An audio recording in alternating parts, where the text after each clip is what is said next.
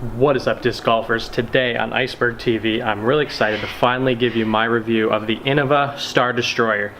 So the Innova Star Destroyer, I've actually filmed this review several times and never uploaded it, because I just wasn't really happy with how it came out. And I feel like I'm finally ready to give my thoughts on this disc today. So for this video specifically, I tested 8 different Star Destroyers, just to show you guys what we were dealing with here. Got this cool Innova Air Force one. This is a 4-time Paul Mcbeth destroyer with an Air Force stamp. We got a Raptor destroyer, Brinster Splatter Star Destroyer, Star Tournament stamped Frost Toss Destroyer, a Team Innova stamped Sockibot Destroyer, another team stamped Sockibot Destroyer, and then 2 Ryan Budge Tour Support discs. So I don't really feel like I have to explain each and every one because they're pretty much all the same. The biggest difference is that most of these are fairly new, and then the 2 Ryan Budge Tour Supports are like really beat up, and I've thrown each of these like a million times, and I got this one used and it had been thrown 2 million times. So the Innova Star Destroyer is the 12-speed driver that everybody wants to bag, everybody wants to throw, and for good reason. Everyone sees all their favorite pros throwing this disc, and the reason the pros throw this disc is because it is probably the best distance driver in the world. So the Innova Destroyer is the most famous and the most infamous disc for a few reasons. This disc is really overstable, brand new out of the box most of the time. Every once in a while you'll find a destroyer that's really flippy out of the box. And just to explain how exactly you can tell, so if you're in your club's pro shop and you're looking at destroyers and someone's telling you, oh, it's got to do with the parting line where the 2 molds meet together, or it's got to do with how flat it is, and those things do affect it a little bit, but very consistently what is going to be the deciding factor is actually this part right here. So the more concave it is under the wing here, the more overstable it's usually going to be. Now, most of my destroyers are on the other end of the spectrum where they're not that aggressive in here. But if you compare it to a disc like a X-Cal or a 4th Circle Taipan, you see it's really aggressive in here. You'll know exactly what I mean by the more concave this is, the more overstable your destroyer is going to be. So if you're comparing destroyers and you want the flippiest one so you can actually bag it, that's the best way to tell. So all of these destroyers are really good. I have all these just because I need backups. Personally, I like to backhand my wraiths and forehand my destroyers. I've made that decision to just totally divide. Destroyers are for forehands, wraiths are for backhands. I finally got enough stable wraiths to where I can make that transition. So I have a couple of wraiths that I can just smash into any headwind and it'll never turn over. So once I found those discs, I was able to dedicate fully 100% forehand to the destroyer. I toyed around with the Colossus, I've toyed around with forehanding stable wraith, and this is the disc. So I love to flex my forehands, and the destroyer has that reliable stability that's going to get you the flight that you want to not only get good distance but also have a lot of control. You're going to have a nice comfortable feel in the hand. This disc has the perfect mixture of not too deep a rim so it's easy to hold on to, but also not too wide as well. So it's not too deep in here, and then it's not too wide of a rim up here. So clocking in at 12 speed, it's right at that cusp where usually anything that's 13 or higher is going to feel a lot less comfortable in the hand. So this is really pushing the limits, and when this disc came out, it was pushing the limits of what players thought was possible in a disc. Now the destroyers had so many infamous runs over the years. We've had the Josh Anthon swirly destroyers. Those things resell for, I've seen, up to $400 or $500 for a really nice one. We have old 2-line and old 3-line, old pre-flight number Avery destroyers. Those things, you can find an Avery destroyer that's been chewed up by a dog, ink on both sides, no stamp left, borderline unthrowable, sold easy 85 bucks. Like, with that being said, no other disc can really say that for itself that consistently. And the destroyer is just so infamous in the disc golf community because Paul Mcbeth was throwing them like crazy. Avery Jenkins was throwing them like crazy when they first came out. Ricky Wysocki's now throwing them like crazy. And we're seeing so many different players throwing this disc. Calvin Heimberg.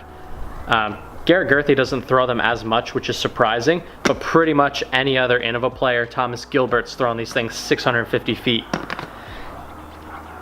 There's so many things that I can say about the Destroyer, but what I want to do is just give you my thoughts on the Destroyer.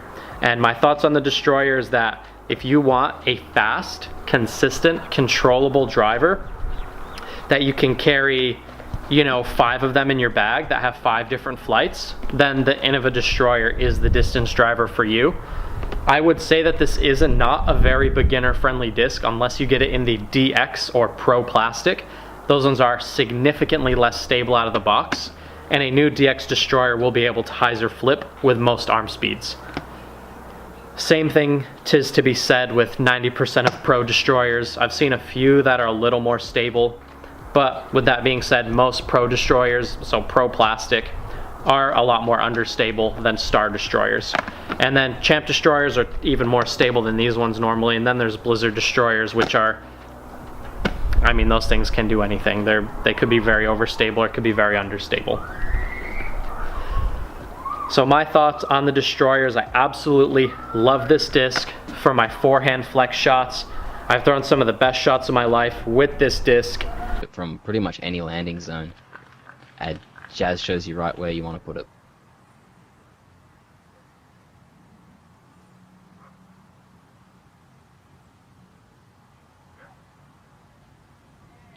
Wow. Yeah, that's money. And I really enjoy the Destroyer. I enjoy the feel, I enjoy the look, I enjoy the history. There's so many different plastic types. So many different players are showing us how to properly throw this disc, and it's really good to just have a nice collection of different varying stabilities in Destroyers. The only thing that I want to tell you about the Destroyer is that as the different runs go, is the Raptor Destroyers are quite a bit less stable right out of the box. And then the Sockibot ones are a lot more overstable. So if you get a Raptor Destroyer, it's probably going to be less stable, and if you get Sockibot Destroyer, these are a little bit more overstable. As far as the rest of them go, they're pretty synonymous with one another. These Budge Tour Series ones, I believe, are Raptor Destroyers. They have a very similar profile to this one, and these were all much more understable out of the box than the rest of them. So any of these runs of Destroyers, very stable out of the box, very reliable. I will be smashing these things on forehand flex lines all day with confidence. And I have heaps of backups, as you can see. And yeah, that's all I have to say about the Destroyer. If you want to become a patron or check out merch, click the link in the description below. I hope you enjoyed this video. I've been trying to make this video for a long time, and I filmed it several times over the past few months, and I wound up just scrapping it because the Destroyer deserves a little bit different of a review because it has such a rich history in the disc golf world, and every player has thrown a Destroyer. It's the #1 most sold disc ever as far as the Infinite Discs sales statistics go. We see it year over year, month over month, even sometimes week over week, even when the Innova players aren't being that relevant. It's Star Destroyers, always top 1, top 2.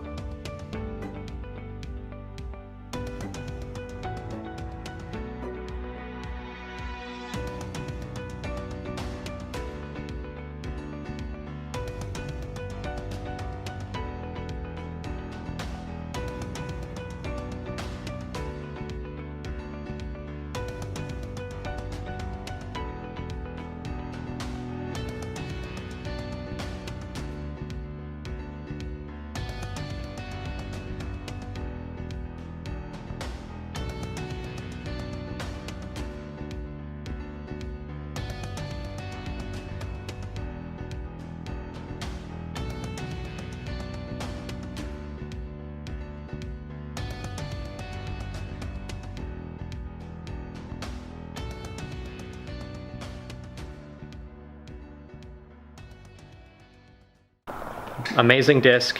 I would highly recommend it, especially if you have a little bit faster arm speed or you like throwing flex forehand lines. Thank you for watching. This is Iceberg TV, and take care.